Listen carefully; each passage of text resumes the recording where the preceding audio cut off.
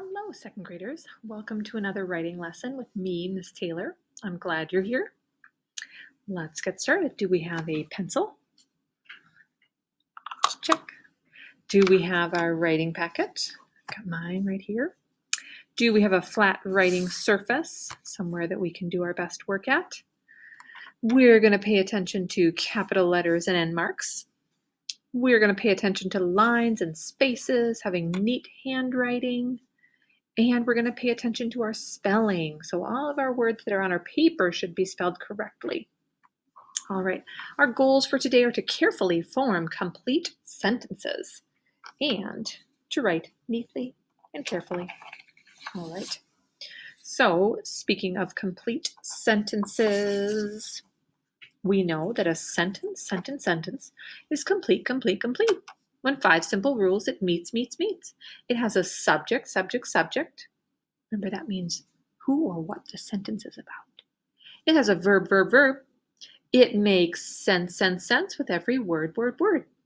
Add a capital letter and an end mark. Now we're finished. Aren't we smart? Now our sentence has all its parts. So remember, and you can also say remember 5. Subject, verb, complete sense, capital letter, and an end mark too. That's what a sentence is all about. Alrighty, so let's get started.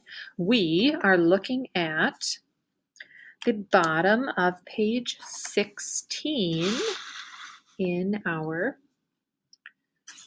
move this back a little bit, in our writing packets. So on the bottom of page 16, it says Tuesday.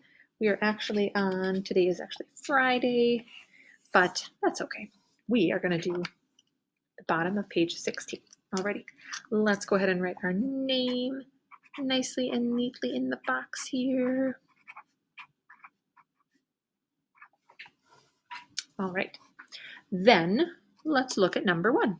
So like we usually do, number 1 and 2, we're going to correct the sentences. Does your baby sister crying a lot?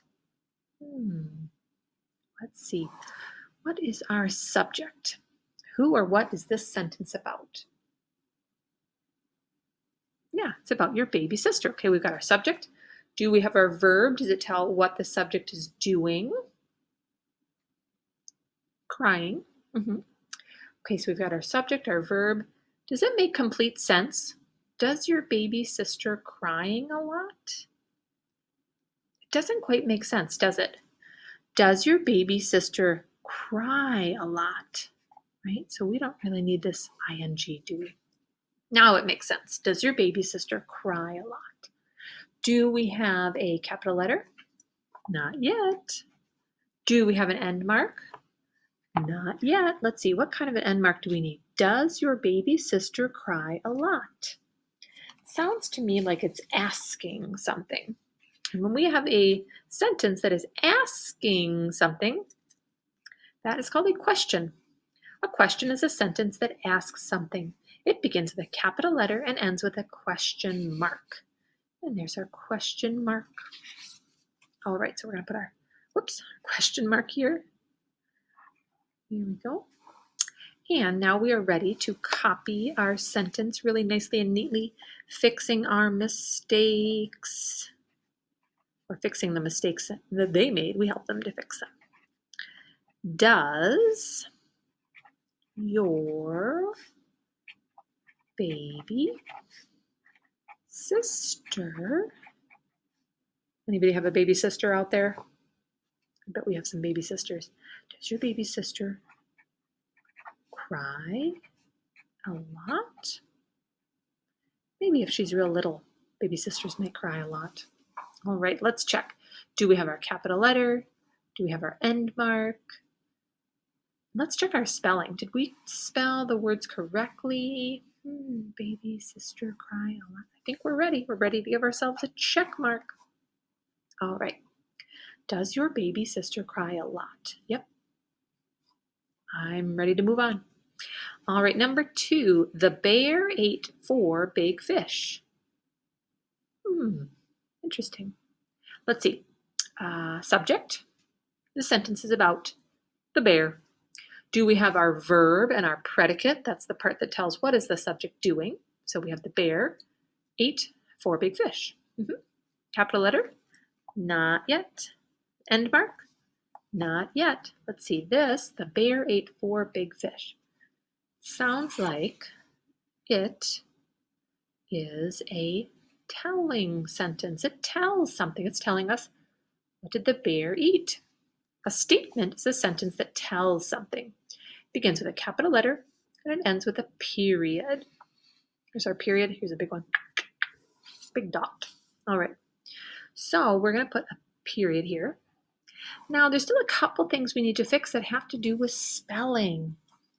And let's see, we have the bear ate 4 big fish. Oh, maybe just one thing we need to fix. The bear ate 4 big fish. Do you see the word we have to fix? This one, right? All right, now this one, the bear ate 4 big fish. We need to have the number word 4, the word that means 1, 2, 3, 4. This word here, F-O-R, is a different kind of 4. It means like, I have a gift for you. So what we need to do is we need to fix our spelling. The number word 4 is spelled F-O-U-R. So we can go ahead and fix our spelling for this one. So let's correct that down below. We have capital letter for the word the bear ate 4. So this, I'm going to put a little 4 above it. This is the 4 that we need, F-O-U-R. The bear ate 4 big fish, period. All right, so this word 4 and this word 4, there's a special name for those kinds of words. Those are called homophones. And homophones are words that sound the same, but they're spelled differently and they mean different things. So again, this one is like, oh, I have a gift for you. This one is like, my little brother is 4 years old, like the number 4. All right, let's see, I've got my capital letter, got my end mark, my subject is here, I've got my verb, my predicate. Does my sentence make sense? The bear ate 4 big fish. Think I'm ready to move on. Check before I check. All right, number 3 says circle what will happen next. The telephone began to ring. A, I will open the door. Telephone rings, so I open the door? B, I will talk on the telephone. That might make more sense. The telephone rings. Ring. Hello. Is that you, Grandma? Or C, I will take the cake out of the oven. Ring. Cake out of the oven. What? Doesn't really make sense. I think the one that would make sense is right here, part B. So if the telephone began to ring, the next logical thing that would happen next would be, I will talk on the telephone, even though cake would be delicious. Taylor's getting hungry. Alrighty, let's move on to number 4 and number 5. Now, I'm not going to write number 4 and number 5, but we're going to talk through it, and I want you to finish up. And then when you finish your paper, you're going to take a picture, submit it to Google Classroom so your teachers can see it. But let's talk about number 4. It says, number the words in alphabetical order.